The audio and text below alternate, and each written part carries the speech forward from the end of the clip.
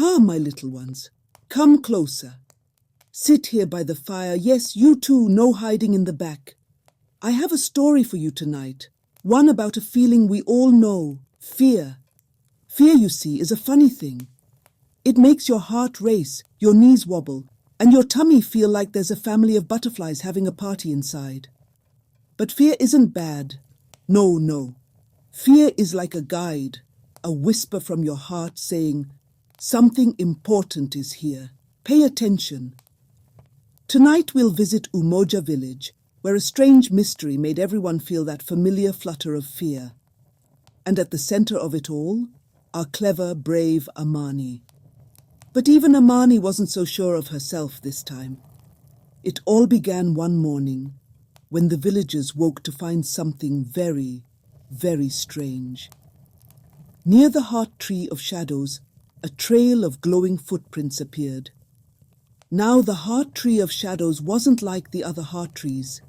It didn't glow gold for joy or pink for love. Its branches were dark and twisted, and it only glowed silver when someone faced their deepest fear.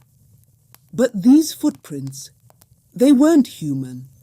They were small and round, like a creature with soft padded feet had danced across the ground. What could it be? The villagers whispered. An animal? Or a ghost? Even the bravest of them didn't dare follow the trail. After all, everyone knew the Tree of Shadows was different. Amani, of course, overheard the whispers. She rolled her eyes and said, "Footprints don't just appear on their own." But even as she said it, she felt her heart flutter. The footprints glowed faintly, pulsing like they had their own heartbeat, and they disappeared into the dark forest. That's when Tamina spoke up. Tamina was new to Umoja, a sharp-eyed, bold girl who always seemed to find trouble before it found her.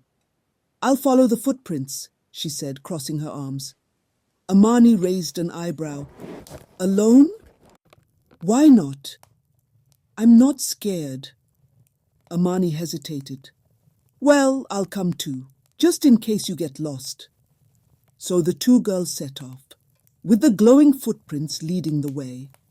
The trail took them to the edge of the forest, where the trees grew tall and close together, their branches tangled like arms.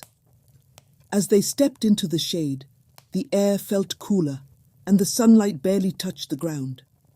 "Why does it feel colder here?"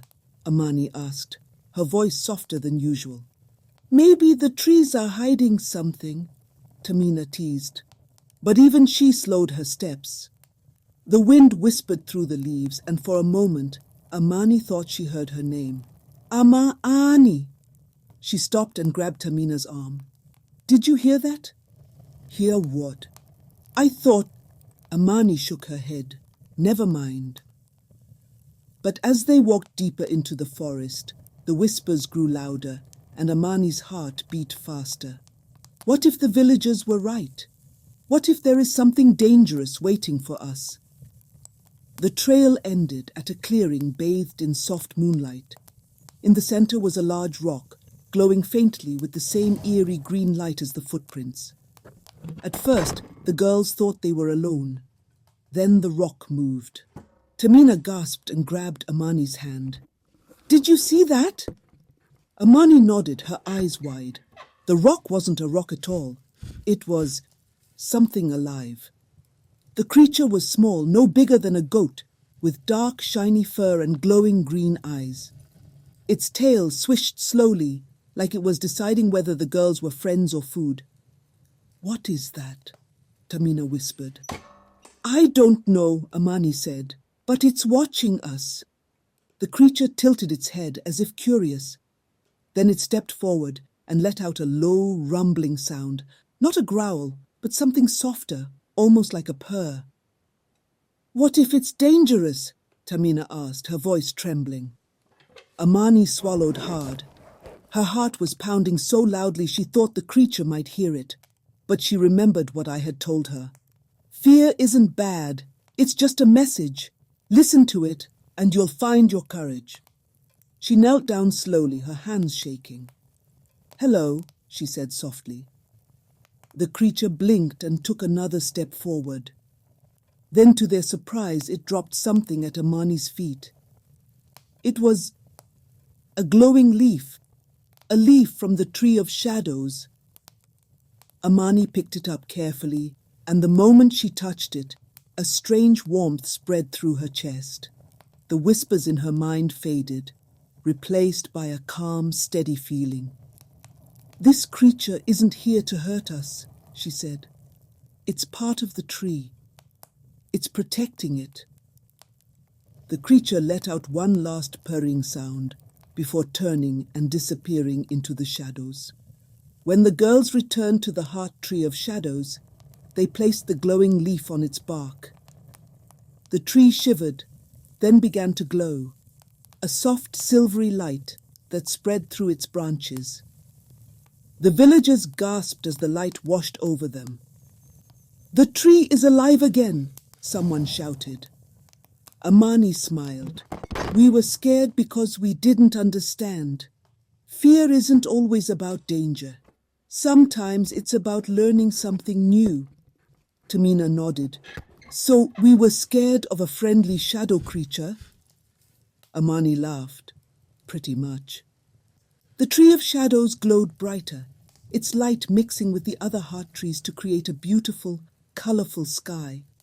And from that day on, whenever the villagers felt afraid, they remembered the girls' bravery and the friendly creature that had helped bring their fears into the light.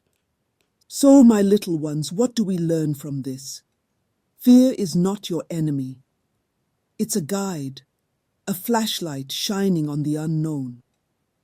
When you feel scared, don't run away. Stop. Take a breath. Ask yourself, what is my fear trying to tell me? Then take one small step forward. Courage doesn't mean you don't feel fear. It means you feel it and keep going anyway. And when you do, you might find something magical waiting in the shadows. So, little ones, remember this. Name your fear. Give it a name so it feels smaller. Question it. Ask, why am I scared? What is this fear teaching me? Take one small step. Courage isn't about being fearless. It's about acting even when you're scared. Now tell me, what brave step will you take today?